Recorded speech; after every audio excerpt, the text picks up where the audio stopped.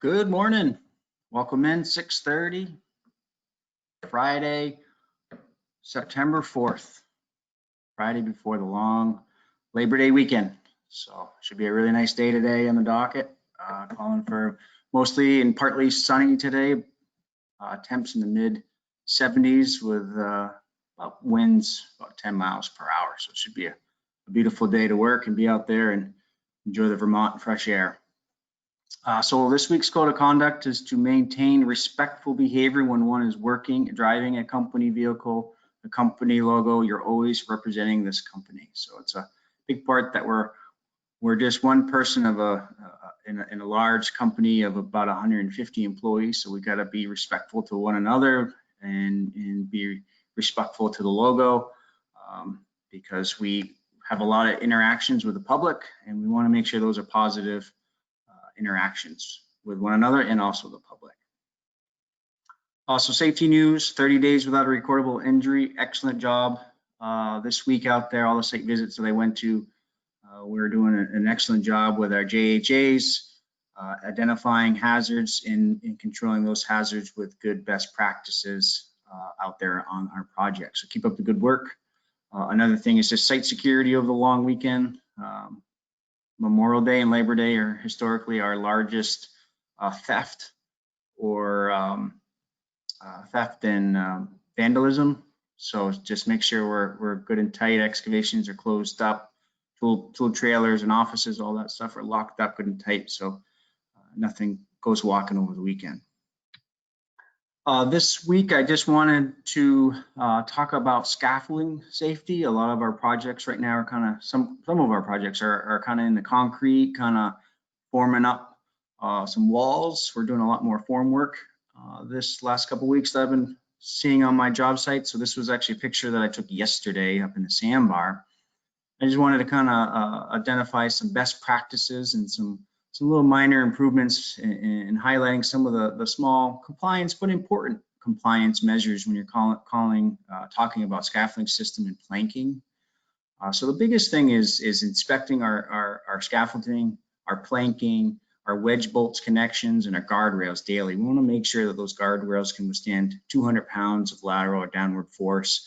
We want to make sure that nothing shifted overnight, heavy rainstorms, anything like that could have jeopardized that system, because when we're talking about these types of scaffolding, walking, planking, working platforms that are elevated, we're relying on these to prevent us from a serious fall. As you can see here, something did happen. An employee fell from that highest elevation, which is probably about 15 to 17 feet. That can do a lot of harm. So we want to make sure that we are doing our due diligence, inspecting that, taking a look at it, and correcting anything that needs to be done. The standard also says that guardrails need to be roughly, for the scaffolding system itself, is 10 feet. But when we're talking about these form scaffolding systems, best practice is really at that 6-foot mark. So making sure that we get a guardrail system right about at that 42 inch above our working platform. We have a variance from 45 to 39 inches there. Regarding to the platform itself, we want to make sure that our planking material, our 2x12s, 2x10 types of wood material is in good shape. So if we have any deformities in our lumber, we want to make sure that we're not using that for our working platform. A couple other reminders is that 12-inch, we should not make sure we're overlapping less than 12 inches. That's when our board's done and we need to lay another one kind of on top to carry off that platform. We want to make sure we have kind of minimum of 12 inches of overlap before we fasten that down with screws or nails. Screws are kind of more preferred method. We want to make sure that also that it's fully decked, so there's not a lot of holes, any potential for an employee to trip, lose their balance, or potentially fall through our platforms or decking. Our planking shall not extend more than 18 inches overhang. You can kind of see my arrow here.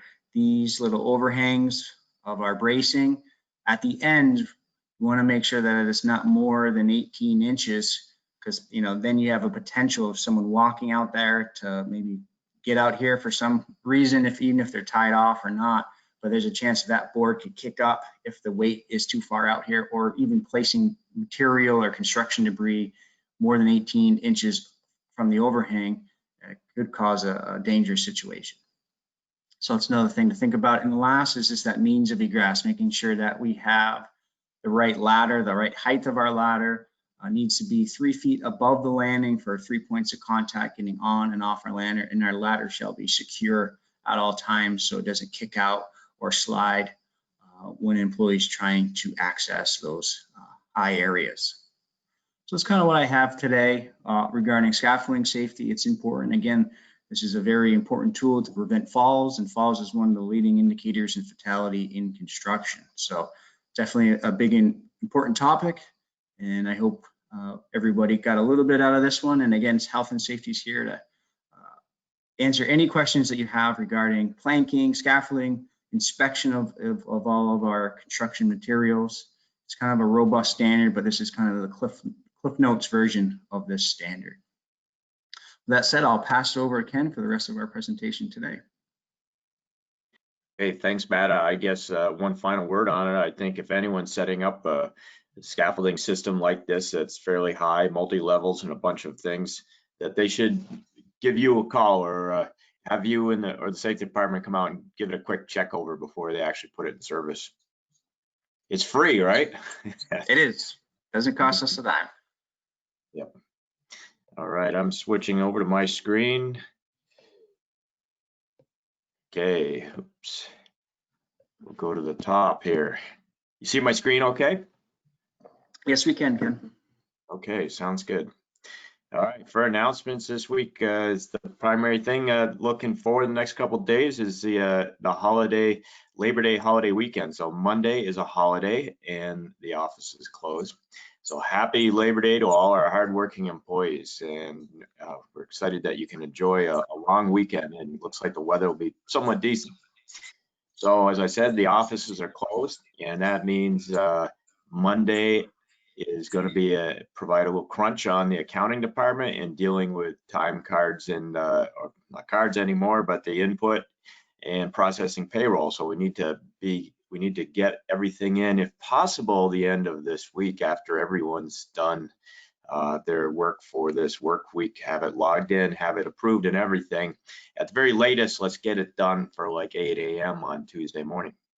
And also, as Matt said earlier, let's secure your job site for theft and vandalism. Also make sure that all the hazardous conditions are contained and covered and everything to protect the public.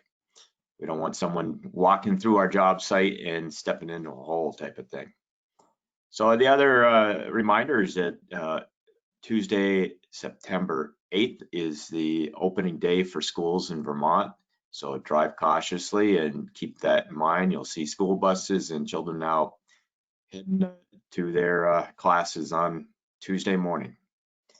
And this transfer tank note is from the previous couple weeks, and we're going to discuss it more next week when we'll roll out a MS Microsoft Teams format for an input login system for this information. 401k reminder again is a holdover, so if you have any questions, you can go to this link here, the Morgan Stanley contact list, and set up an appointment. For new employees, we have Dan Borbo, and he is assigned right now down on the Cavendish crew. So welcome, Dan. Hopefully, if anyone meets Dan, they introduce themselves and help him learn more about ECI and get him rolling as an employee. On the COVID front here, there are some policies and information. We might have some changes coming up here, minor things to these through AGC. We'll keep you updated on those as they're formally released. And for the project this week, we are profiling the VTrans paving projects. It's a combined contract, the Stowe and Waterbury projects. ECI's contracted with the Vermont Agency of Transportation for this paving project. The first illustration from the front of the contract drawing shows the Waterbury, which is at the intersection in the circle there at Route 2 and 100. So right off the exit to the west side in Waterbury, where we had the circle, we're doing the circle and some of the approaches to the circle.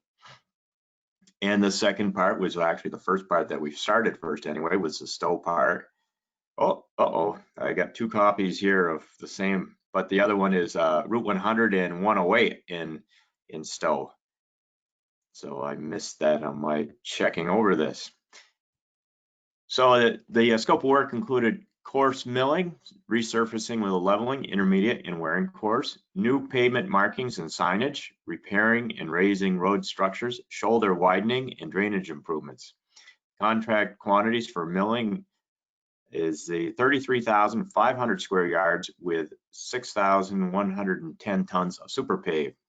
That's contract quantities, a little different from what actually is probably going to be installed. The work also included extensive traffic control and coordination with the towns of Stowe and Waterbury, as you can imagine. Milling and paving were done at night on the major work. Percy Construction was also working on a separate project within the town of Stowe, right in the middle of our project, and we also paved for them. This work, all this work is nearly done except for the paving and final work at the Waterbury site. So this first image is from one of the church steeples in Stowe, and there's actually Percy down there with the excavator doing some grading and compaction, and we are paving for them in this case before the major part of work that we have under our contract with V-Trans. Kind of a cool photo from up above, and again, this is just early evening, starting on our night work for that day. This is another one early evening. You can see the lights on the paver, and we're doing some paving as we're entering the Stowe Village from the west side. There's another shot. Those big balloons there that have the lights are really effective and also pretty dramatic for photographs. Here's another picture with going down, another shot right in the village, laying down the first shim course or something. I'm not sure. It doesn't look like a shim course. Must be a mat, but can't tell there. And then here we are milling over in Waterbury a couple days ago. And we have some completed work photos. This is in Stowe on 100 right in the village. Looking back the other way. And that's what we got from Stowe and Waterbury. And then from the photo archives, I pulled out this I-91 rut fill. I'm not even sure which town we're in here. It's somewhere in the southern or eastern part of Vermont, back around 2006. The old Barber Green paver is there. Looks like the emulsion's already laid ahead of us, and we're ready for some hot mix to be backed into the topper and back then. So that's what I got. Matt, I'll turn it back over to you. Have a good weekend. Everyone be safe, and happy Labor Day weekend. Thank you, Ken. Have a good Labor Day weekend, everybody. Bye-bye now.